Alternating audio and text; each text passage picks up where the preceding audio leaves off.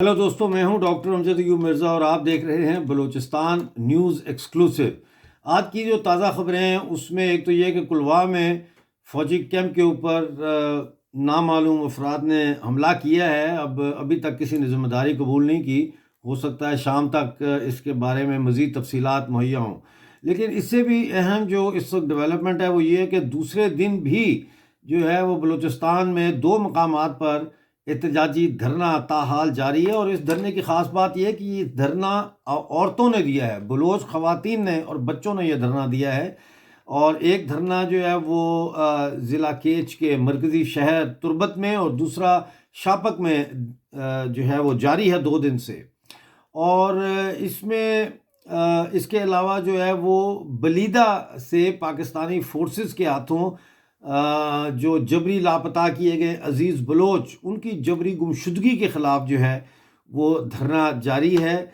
और नईम रहमत की जो 2 साल पहले जिनको तुर्बत से गिरफ़्तार करके फ़ौज ने गायब कर दिया था, उनकी बाजियाबी के लिए जो है वो धरना शापक में जारी है। और इन दोनों धरनों की वजह से जो है वो मिसाल के तौर पर M18 जो बंद हुई है, M8 उसके बंद होने से जो है तुर्बत से कोयटा तक का जो शाहराह है वो मुकम्मल बंद है। और इसके अलावा जो है ये